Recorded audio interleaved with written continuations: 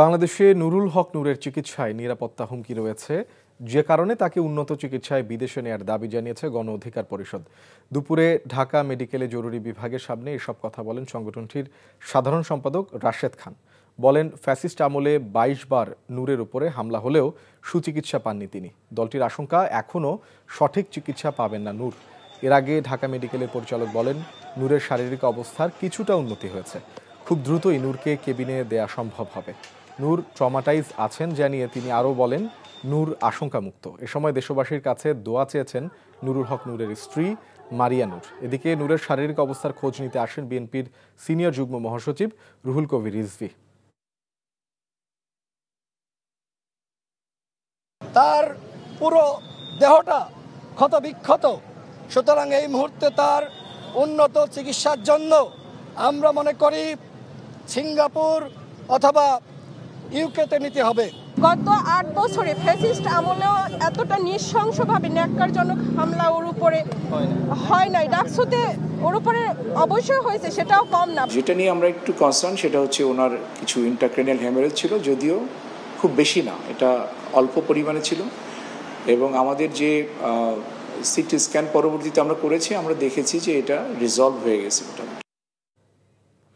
গণ অধিকার পরিষদের সভাপতি নুরুল হক নূরের সর্বশেষ শারীরিক অবস্থা কি তা জানতে ঢাকা মেডিকেল কলেজ হাসপাতালে আছেন সিনিয়র করেসপন্ডেন্ট তামজিদ সুমন। আমরা সরাসরি যাচ্ছি তার কাছে। তামজিদ, নুরুল হক নূরের শারীরিক অবস্থা সম্পর্কে এবং নিরাপত্তাহীনতার কথা বলছে তার দল, বিষয়টি আসলে কি, কেন বলছে আসলে?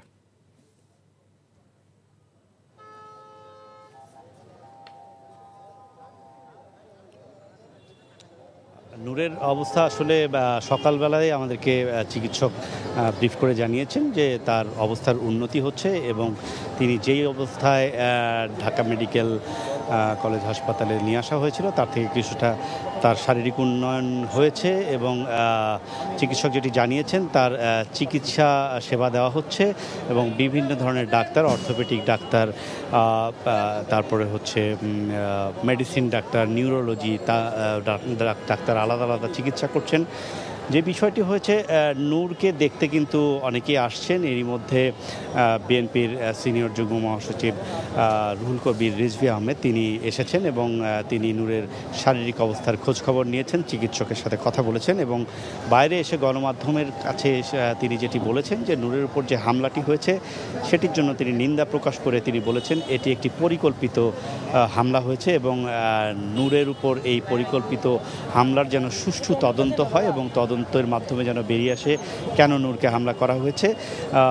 এবং সবচেয়ে আজকে একটি গুরুত্বপূর্ণ বিষয় যে নূরের দলের পক্ষ থেকে বলা হয়েছে যে বাংলাদেশের চিকিৎসা ব্যবস্থার প্রতি তাদের ভরসা আছে, কিন্তু তারা বলেছেন যে নূরের চিকিৎসা ব্যবস্থার ক্ষেত্রে বাংলাদেশে নিরাপত্তার ঝুঁকি রয়েছে। সেটি জানানো হয়েছে। দলের সাধারণ সম্পাদক তিনি এরকম শঙ্কা প্রকাশ করেছেন এবং দলের পক্ষ থেকে বলা হয়েছে অতি দ্রুত নূরের চিকিৎসা যেন সিঙ্গাপুর বা লন্ডনের মতো জায়গায় করানো হয়, অর্থাৎ বিদেশে উন্নত চিকিৎসার জন্য দাবি তারা জানিয়েছেন। এরই মধ্যে গতকালকে সরকারের পক্ষ থেকেও বলা হয়েছিল, আপনি জানেন যে প্রয়োজনে নূরকে উন্নত চিকিৎসার জন্য দেশের বাইরে পাঠানো হবে, কিন্তু আজকে নূরের দলের পক্ষ থেকে যেটি বলা হয়েছে যে তার চিকিৎসার জন্য যে নিরাপত্তা, সেই সঠিক নিরাপত্তা তারা এখন বোধ করছেন না।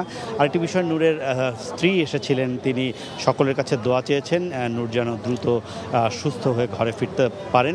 চিকিৎসকরা যেটি জানিয়েছেন খুব দ্রুতই তাকে কেবিনে স্থানান্তর করতে পারবেন, হয়তো তারা এরকম কথা বলেছেন এবং তার শারীরিক অবস্থা যেভাবে উন্নতি হচ্ছে সেটি যদি চলমান থাকে তাহলে আগামী 1 সপ্তাহ থেকে 10 দিনের ভিতরেই তাকে বাড়িতে পাঠাতে পারবেন চিকিৎসকরা। এই ছিল ঢাকা মেডিকেল কলেজ হাসপাতাল থেকে সর্বশেষ খবর। দর্শক, আমরা জানছিলাম নুরুল হক নূরের শারীরিক অবস্থার সবশেষ খবর। বান্ডেল থাকলে প্রতি সেনমানিতে টাকা বাঁচবে। বিকাশ সেনমানি বান্ডেল কিনে জিতুন প্রতি লেনদেনে।